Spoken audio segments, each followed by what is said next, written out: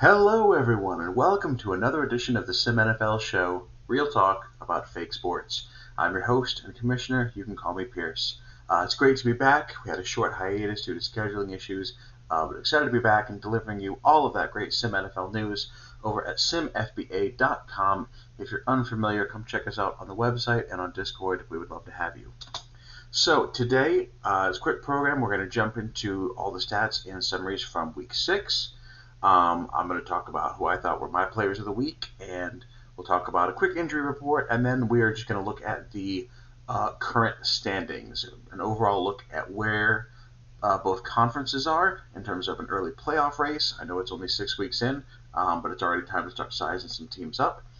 And then we'll look ahead to Week 7. So a light program here as we get back on the air, but excited to jump in at everything. So here we go. On Thursday night, we started our week with a game between the Patriots and the Chargers. New England kept this one close for a long time. Rashawn Lyons single-handedly keeping this team in the game with 245 yards and 2 touchdowns. And it was a one-score game up until the fourth quarter when the Chargers were finally able to pull away. Aguilera for the Chargers, 183 yards to the air, but the big story, 149 yards and a couple touchdowns on nearly 6 yards per carry on the ground. Really doing it all. So getting to see 2 scramblers at work here, and it was an exciting game for both. The Chargers ultimately pulling ahead and winning a big game there. So getting on into Sunday, we had an all-Florida battle between the Dolphins and the Buccaneers, with the Dolphins seemingly handling it well, but in fact it was a little close at the beginning. Tampa Bay had a turnover on their very first possession, but came back and actually took the lead in the second quarter, 14-10. It wasn't until the second half where Dean Hammonds really took over and broke this game wide open for the Dolphins. A lot of other performances worth noting. Robert Yellowhair with 2 picks. Brian Yoakum all over the field with 5.5 tackles for loss and a sack on behalf of the Buccaneers. And then Max Smith with over 10 yards per carry for a total of 178 yards rushing in the loss. So definitely some strong performances from the Buccaneers and a good first half, but ultimately weren't able to hold off the Dolphins, who won this game. Interesting game here between Cincinnati and Denver, 2 powerhouses with things made a little more lopsided by Peter London serving a team suspension. So Adam Johnston got the start instead, 207 yards and a pick for him. Bengals having one of the best balanced offenses in the league, putting up another game with over 600 yards in total offense, and that's combined rushing and passing. Ronnie Jefferson, absolutely unstoppable, 239 yards and 2 touchdowns. Broncos defense, still something worth mentioning. George Kent with 3 interceptions of Jeremiah West. Philip Nagel with 4.5 tackles for loss and a sack. So Broncos still having a great rushing game and defense. But Bengals are the class of the AFC right now, undefeated at 6-0, as we'll see later. So too much for the Broncos without Peter London, and the Bengals prevail in this one. There's another Ohio victory as well for the Browns as they came out ahead of the Colts, 31-7. Juan Moore absolutely carrying his team, 45 carries. He had almost as many carries as the Colts had total plays on offense. 300 yards and 3 touchdowns for them, taking over after James Rivera having a bad day with under 100 yards and a pick. Colts offense really struggling. Daniel Ellswick was the premier offensive performer, not named Gary Freitag. Only 2 catches, 76 yards. So Colts had a lot of trouble getting anything going against that Browns defense. And ultimately, Juan Moore and that rushing game carrying the Browns to a victory there. A surprisingly close game between the Giants and the Commanders. I really thought the Commanders were going to run away with this one. But this was a one-score game into the fourth quarter. Lamar Johnson throwing 4 picks, but coming through with 4 touchdowns as well, including a pair to rookie Paul Canna. So definitely doing enough to keep that game interesting. Although Jerome Morrison, over 500 yards and 4 touchdowns, ultimately being able to put that away. Although another real hero for the Commanders in this one was Stephen Tabbert, 37 touches and 253 yards and a couple touchdowns. So Morrison and Tabbert together being the real 1-2 punch to carry the Commanders to a game that, again, was 31-26 into the fourth quarter before the Commanders ultimately got a final score to put that one away. Another game that was a lot closer than it might look from the final score, the Packers beating the Falcons. This one was 16-14 right near the start of the fourth quarter, and it wasn't until the very end where the Packers pulled away. The big star in there being Walter Nwakutuo. I probably butchered that, sorry. 13 catches on 19 targets, 174 yards, and a touchdown. Steve Lucas with a big day as well. 4 tackles for loss, a sack, and a forced fumble. Chris Frazier doing his best with a couple touchdowns and a special teams fumble recovery, I believe. So interesting stat line for Chris Frazier there. And kept it together for 3 quarters, but ultimately the Packers put it away with 3 touchdowns in the final period to take the win here. Big defensive performance for the Lions as they came out ahead of the Vikings 36-6 in a big NFC North matchup. Richard Bianchi finally getting it going on the ground, 20 carries for 109 yards, and limiting Alex Williams to only 2 catches on 11 targets for 48 yards. Also picked off Sinnock 3 times and sacked him 5 times. So all around great performance, but especially worth mentioning the Lions' defense holding the Vikings out of the end zone and getting a big win there. Another big defensive performance from both sides. Titans coming out ahead of the Ravens 10-0. Titans sacked David Chop 8 times and forced 4 turnovers, 3 interceptions, and 1 fumble on one of those sacks. William Johnson standing out in this game for the Titans with 3 of those 4 takeaways, recovering the fumble and 2 picks as well. So even though they weren't able to do much on offense, and they did have their own couple of turnovers, Reimer being intercepted twice by Juan Vega, Tennessee able to put on the shutout and do just enough on offense to come away with the win in this one. The Texans took an early lead, 10-0 on the Philadelphia Eagles. The Eagles were able to put in a comeback and win by a final score of 31-20. Hiram Morand had his first passing touchdown to go along with over 200 combined yards rushing and passing, and unfortunately still having turnover problems with 3 interceptions. Ryan Johnson still being a standout performer as a fullback with 176 yards. But the big story was the combined rushing of Poole and LeMay for the Eagles, with 3 rushing touchdowns between them and over 170 yards combined on 37 carries. Also, big days for Andrew Kargas and Mark Soto on the defensive side as well. So a slow start for the Eagles, but really put it all together in the second half to ultimately take the lead, and then finally on Poole's rushing touchdown late in the game to put the game out of reach and seal the win there. Rams and Raiders, if you like passing, this was absolutely the game for you. Over 800 yards passing and 8 passing touchdowns between Philip Avila and James Hickson. Really the 2 biggest producers in each of their conferences. And of course, can't go without mentioning their top targets, Scott Baldwin and James Blank, also having huge days. Baldwin with 270 yards and 3 touchdowns. Put it all together, Rams raced out to a 21-0 lead. Raiders ultimately closed it to within 6. At one point, it was 35-29. And then they actually picked off Avila to get the ball back. But they had to punt, were not able to take the lead, and then the Rams tacked on a couple more field goals to put the game out of reach. So exciting game, lots of scoring, lots of turnovers, lots of yards. Rams coming away with the victory there.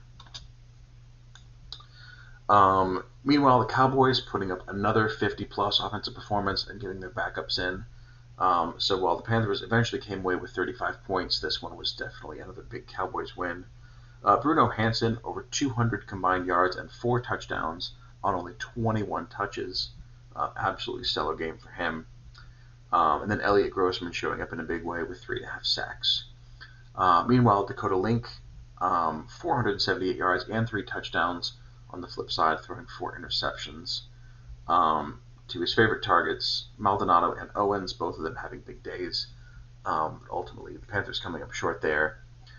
Stephen Kaffhammer also having a tremendous season there on the defensive line. 5.5 tackles for loss and 1.5 sacks for the defensive tackle there. So 90 combined points, great day for offense. Also a great day for the defensive line with 16 combined sacks. Link was sacked 9 times, Noel 5, and then his backup 2 more. So a lot of activity on both sides of the ball, a lot of stats. Ultimately, a win for the Cowboys in that one. On the other side of things, this game was 9-0 heading into the fourth quarter, and the Bears tacked on some points in the end to really drive the point home. But they completely dominated the 49ers, picked off Ramirez 3 times, and gave Gerald Lewis plenty of good field position to ultimately get into the end zone and finally put the game out of reach. So big plays by the Bears defense in this one to pitch the shutout. Seahawks had no problem with the Cardinals, mostly because the Cardinals were tanking and put in a punter at quarterback. They have been notified not to do that in the future. So not much more to say on this one, except that John Woodward had a fantastic day, 267 total yards and 4 rushing touchdowns, making up for the 3 interceptions from his quarterback. Seahawks having no problem rolling in this one. Bills and Chiefs was a great game, featuring 10 sacks by the defense, 5 on each side. Ultimately, it was Asensio doing just enough to lead his team to victory, although Theo Scribner had 238 yards and a touchdown as well. And John Peters, fantastic day, 34 touches, 243 total yards. Kansas City was down 7 in this one and had both of their final drives get into Buffalo territory. The first one ended in a field goal for the final score, and then the last one ran out of time right as they crossed midfield. So a very close game in this one, but ultimately it goes to the Bills. And then a fantastic game on Monday night that actually went into overtime, where Jacksonville ran out of time right on the doorstep, where it looked like they might have a go-ahead score in them. But game went to extra time, and then Matt Howard went 4-4 on the final drive for 93 yards, including the game-winning touchdown. Total 476 yards for him on the day on 58 passes, 4 touchdowns, and a pick. So a fantastic day for him and a fantastic game on Monday night with the Jaguars coming out ahead in overtime.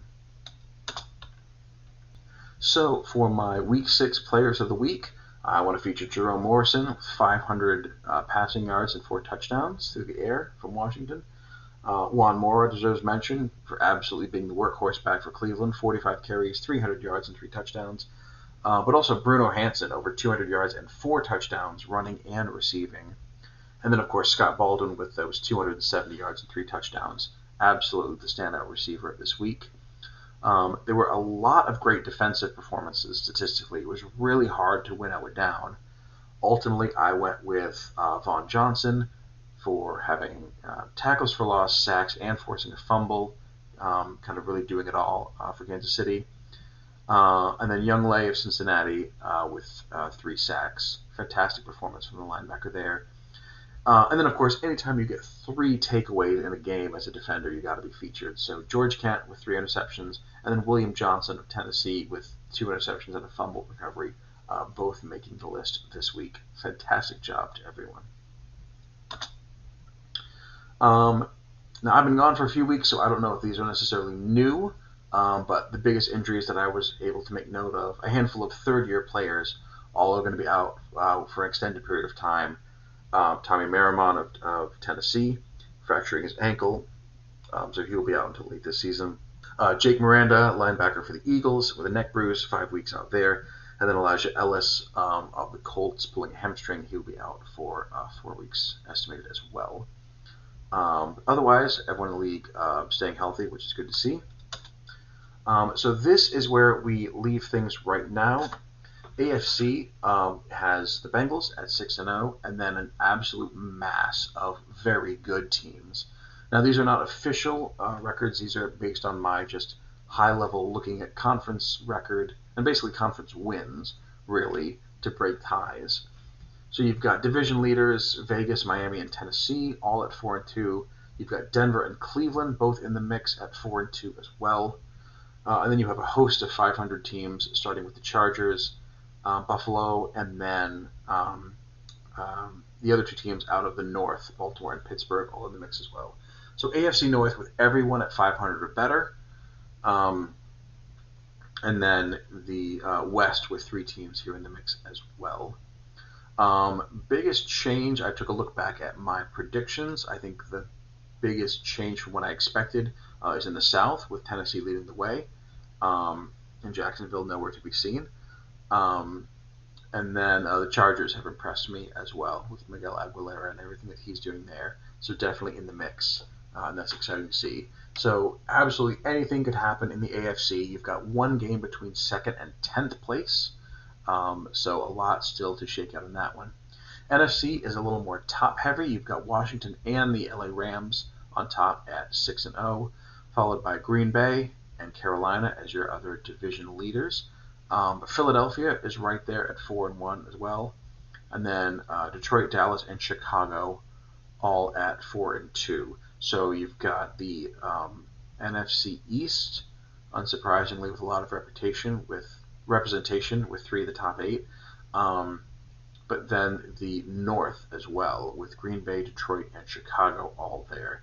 I think Green Bay is the biggest surprise for me based on my predictions early in the season, seeing them at 5-1. And then Dallas at 3rd place. I think I had them as the division winner. They've been incredibly impressive and with an explosive offense. So them as a playoff team, not at all surprising. Them as 3rd in the East says a lot to how good that division is. So yeah, a lot of games still to be played. No one else above 500 in the NFC. The closest is the Saints at 2-3. They had an early bye week, so that's where they're at right now. So 8 teams currently in the mix for 7 spots, but there's a lot of football left to play. Everything's up in the air, unless you're in the NFC West, where the Rams already have a 5-game lead after 6 weeks. That one's probably not going to change too much. But everything else, a lot of football still to be played, and a lot still to watch, so I'm excited to see what happens. And what's going to happen in Week 7, we're going to start off with a Thursday night game between Dallas and Arizona. Arizona, the home team in this one, but I mean, this line could start at 35, and people could still be betting on the Cowboys. So we will see. We will see what happens. Maybe it'll become more competitive. For the early games on Sunday, we have a couple of great division matchups. Green Bay is going to Chicago, so first place is on the line in the NFC North, and Chicago has the home field advantage for that one. Meanwhile, Carolina on top in the South, as we know, but New Orleans is hosting them, so great chance for New Orleans to get back into the hunt there. And then in the afternoon, we have the Chargers facing off at Denver. So great AFC West clash in that one. I believe Peter London should be back for that game. And then we have Detroit traveling to Las Vegas, a couple of 4-2 teams from different conferences facing off here. For Sunday night, we have the Battle of Ohio kicking off with Cleveland going to undefeated Cincinnati, trying to stake their claim in the AFC North. Cleveland already has lost to both Pittsburgh and Baltimore, 2 division losses, so this is a big one for them. And then Monday night, we're going to finish off the week with Miami at Washington. So another interconference clash between 2 highly touted teams and 2 great passers in particular. So I'm looking forward to that one to close the week off on Monday night. But that is everything I have for the Week 6 show. Thank you, everyone, for tuning in. It's exciting to be back. Hope you enjoyed it.